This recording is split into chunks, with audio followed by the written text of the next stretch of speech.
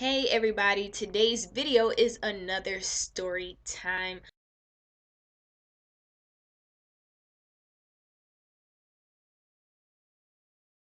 I was in the second grade, just moved from Stuttgart, Germany, back to the States. My cousin and I were going to the same elementary school.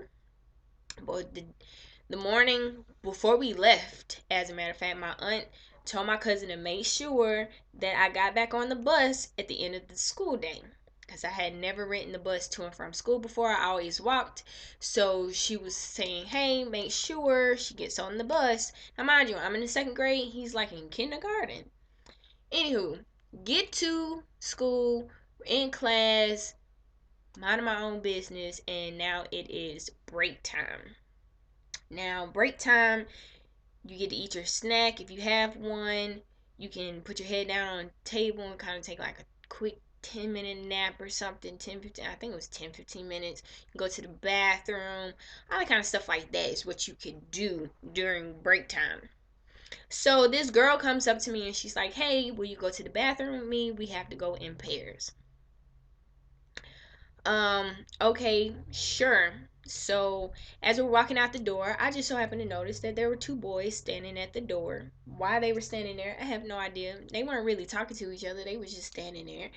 So, anyway, we go to the bathroom. I come out first and get some water at the water fountain. When I turn around, I see the teacher and those two same boys that were standing at the door walking down the hall together. So, I'm trying to figure out, why is she escorting them to the bathroom? Anyway, they're pointing at me and they're kind of giggling and stuff. I'm like, what's really going on here? So as the boys start to walk into the bathroom, the other girl that I went to the bathroom with, she comes out. So she sees the teacher and she's like, uh-oh. And I'm like, uh-oh. What the, what the, what? So then the teacher's like, yeah, uh-oh. Do you have the hall pass? And the girl just said no. With a little attitude and kind of roll her neck. Hold up, what just happened? I'm so confused. So the teacher said, y'all know y'all need a hall pass in order to go to the restroom. Y'all have detention. Excuse me. I had on my first day for going to the bathroom without a hall pass, it's not like you told me that I needed one or I didn't need one. So I'm getting punished because this girl set me up. So I looked at this girl and I was like, you know what? If I was an angry, bitter person, I probably would have tried to fight her. But I wasn't fighting people. It's not within my nature. So, anyways, I go into the classroom, write my name on the board, check mark, check mark, check mark, which means that I have detention. Everybody was like, ooh, she got detention. Ooh, this is her first day, she got detention. Here it is, the end of school, and I think I had to write out when I go to the bathroom without a hall pass like 50 times or something. I just know I was writing something over and over and over and over and over again. And I'm just seething mad because I'm thinking, hey, I need to catch the bus. I don't know where the bus is. I don't know how long the bus is going to stay out there waiting for me. I just knew that I needed to get on the bus because school was out and I'm sitting here. Didn't know any phone numbers. I couldn't even tell you the address where we were staying. Like, I couldn't tell you anything. So I was so irritated. Listen, irritated. So anyway, by the time she lets us leave, as I'm walking down the hall, I see this other lady. She's walking down and she's like, "Hey, is your name Diaon?" And I said, "Yes." And she's like, "Oh my gosh, you almost missed the bus." And I said, "I know, I had attention." And she looked at me kind of weird, like, "Wow, I thought you got lost because this is your first day. Come to find out, you bad little girl and got detention." So I felt some type of way because I felt like she was judging me and she didn't even know the whole story. So she was basically saying that my cousin, of course, was holding the bus up and saying, look, we can't leave till my cousin get back on the bus. So I ended up going home or whatever and explaining the whole situation to my parents as to why I was late because I had got detention. So anyway, basically, I was upset with the teacher because, she shouldn't have gave me detention. She could have gave me a warning. This is my first day. I'm coming from a whole nother country. And like, you don't even know what we do when we go to the bathroom.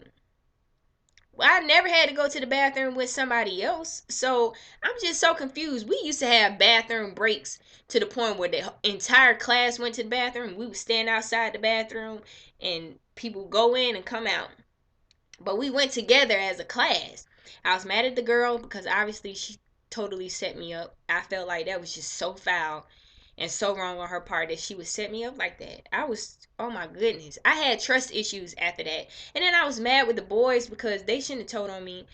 I mean, they're waiting on two other boys to come from the bathroom and they gonna tell that two girls went. It was just, oh my goodness. I'm still getting a little irritated about it, just thinking about it.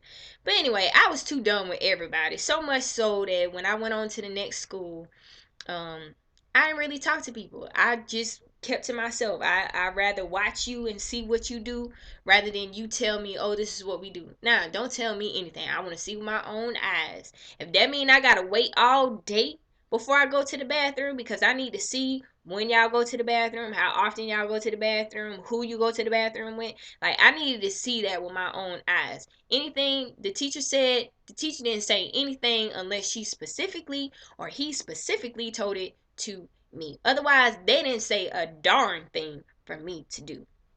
Now, y'all, listen.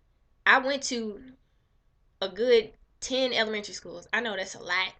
Some of the schools I was only there for a week because got there at the end of the school year and they was like, well, in order for you to enroll her for next year, she got to finish out the school year. So I was there for a year and then we ended up moving during the summer. So I went to about 10 elementary schools, one middle school, and 3 high schools. So you can imagine how many times I moved, how many people I've interacted with, how many people I've encountered that I was not trying to talk to at all. I don't want to be your friend. Don't ask me to be your friend. I don't want to be your friend. I was so done.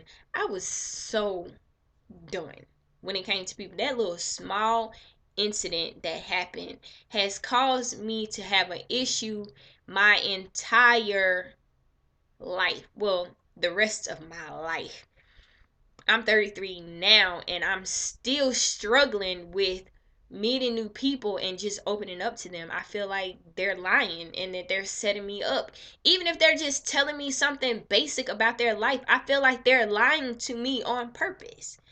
I know it's the craziest thing, but yeah, I'm working on it. I'm trying. I really am trying. I really am trying. And one day, you know, I'll be able to just be a happy go lucky person. But right now, it's gonna take me a minute. I gotta watch people. I have to observe. I have to watch. I want to make sure that the way that you treat that person is the same way that you treat that person and that person. And if you treating people differently and this whole group you treat one way and this whole group you treat another way, I want to know the difference between the groups. So now I gotta watch these people and watch them to see what it is that's so different about them and why that you would treat them so differently. And I'm telling you, it's a crazy thing. It takes me a minute to really process it all, but like I said, I have trust issues. I really do. I'm just saying, y'all pray for me.